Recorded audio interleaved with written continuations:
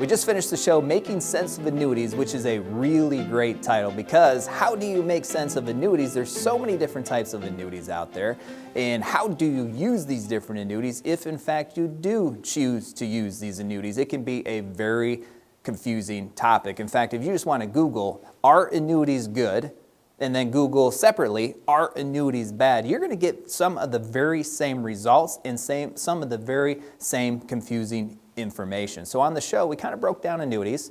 What are annuities? How do you use annuities? And we really dialed in on how can you use annuities to really benefit you long term with this current interest rate environment. Interest rates, as you know, are at 15-year highs. When we talk about interest rates, I like to think back to just 2 short years ago and think about how interest rates, low interest rates in that time, benefited you. If you were going to get a mortgage 2 years ago, with mortgage rates at 2.5%, 3%, you were not going to get a 7-year ARM where after 7 years, the interest rate was going to go up to what current interest rates were. You were going to lock it in for as long as you possibly could. So if you're going to get a mortgage 2, 3, 4 years ago, you were going to go for that 30-year mortgage and lock in interest rates, low interest rates, to your benefit for a long term.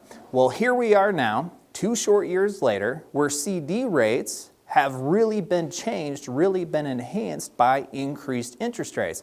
But what we're seeing right now is a lot of investors taking their pile of money that they want to be safe, running it to the bank and locking in a 12-month CD at 5% because we haven't seen these types of interest rates or offers from the bank for 15 years. So it sounds really good. But what we did on the show is we offered alternative. We said, here's how you can use banks to your advantage right now, including the 5% CD. And then here's some CD alternatives and how you can, just like you locked in your mortgage 2 years ago for a very long period of time, how can you take advantage of higher interest rates today for a much longer period of time than maybe 12 months, where 12 months from now, most people anticipate interest rates to be low. So here's how you can use banks to your advantage right now. First, you have your checking. So for your monthly cash flows, right, the ins and outs, that's what you want to use your checking for. And then you have your savings account, and this is where you would use for your emergency. So you'd want to keep 6 to 12 months of fixed expenses in your savings account. Savings accounts at the bank still aren't earning a whole lot, but it's okay because it's safe and it's liquid for those emergencies. And then you have CDs. How you want to use CDs right now, even if you can find a 5 or 5.25% CD, use that for money you might want to use 12 months from now. So if you want to buy a car or you have a bigger expense that might come up within 9, 12, 15 months, that's where you want to put that kind of money. And then any longer term money that you're saving for longer term goals like retirement, this is where you will look at alternatives to CDs. Alternatives that will allow you to take advantage of higher interest rates, not only today, but also next year and the following year and many years down the road, even when interest rates do go down. So that's what we talked about on the show. Check out the show and check out the specific strategies of how you use the banks and then what kind of CD alternatives are out there and how you would incorporate those. I want to talk a little bit about income annuities because there's a lot of confusion around income annuities as well and how you could use them. First of all, when we're talking about any type of product, it's really important to understand, especially when you are 2 years away from retirement or in retirement, when you're thinking about retiring and putting together your retirement plan, you do need to have a retirement plan before you choose to purchase any annuity, any CD, any type of product. Because the plan is going to tell you how you should actually invest your money, what types of products you should be using, what types of risk should be associated with your plan, and that's going to answer the difficult questions. Do you use an annuity? Do you not use an annuity? And what other type of product should you have in your plan? Because not all product is right for everybody. There's people out there who should not be using annuities. There's people out there who should not be using CDs, but there's the right annuity for the right person, for the right purpose, can be a really good fit. So that's key number one. As we explore income annuities a little bit further, the concept of fixed income annuities that have an income rider on them, this can be really beneficial for some people who are looking for predictable income in retirement, guaranteed income down the road. The concept of the fixed income annuity with the annuity or with the income rider is you have one bucket of money that is based, the performance is based on the index. This is where the index of the fixed index annuity comes into play. The fixed means it's guaranteed, so you know your principal is not going to go down no matter what happens to that index, what happens to the market, and then the annuity is just a type of product.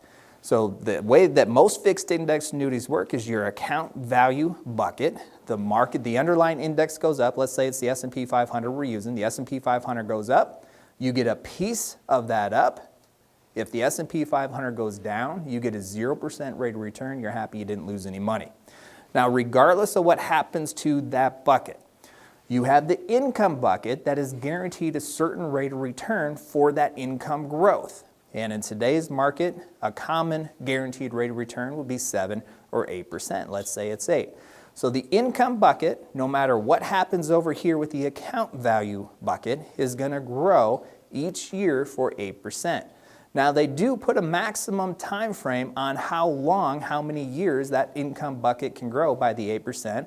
And today, a lot of times, you're going to see that 10-year max. So after 10 years, if you have chosen not to remove the money from the annuity or start taking income, the income bucket will stop growing by that 10%. The account value over here will grow as long as you have the money, or will grow based on the performance of the annuity as long as you have the money underneath the annuity. But what you can use the income account value for is for that guaranteed income over the course of your life. So let's say you invest $200,000 into this income-based fixed indexed annuity. You get the 8% growth for that 10-year period of time, and then you decide to turn that on for guaranteed income. Just throwing out some numbers there. The numbers are actually going to be dependent upon your age and some other factors, but let's say that that investment is going to deliver $2,500 a month for the rest of your life. You can count on that $2,500 every single month for as long as you live. That, of course, is backed by the full faith and credit of that insurance company. So you do want to make sure that you invest with a strong, financially strong insurance company because they are the ones that are financially backing that lifetime income for you. So that is important. But that $2,500 a month will come in. It's predictable. You can count on that. It's much like Social Security from a standpoint that it is guaranteed for as long as you live, and you can use that as the foundation of your retirement income. And so if you have $2,000 coming in from Social Security, you have $2,500 coming in from this income fixed index annuity, that's $4,500 a month guaranteed that you can live on for the rest of your life. And then you can use your other investments to help with inflation protection and some of those one-off expenses that undoubtedly you're going to occur over the course of your 20 to 25-year retirement. The other aspect with the fixed indexed annuity income-based is that many of them will provide what is called a home health care feature, which means from a long-term care standpoint, it's not long-term care. But if you lose 2 of the 6 daily living activities, so that's eating, bathing, transferring, continence, toileting, dressing, if you lose 2 of those 6, then that $2,500 will increase. And in a lot of cases, it will double.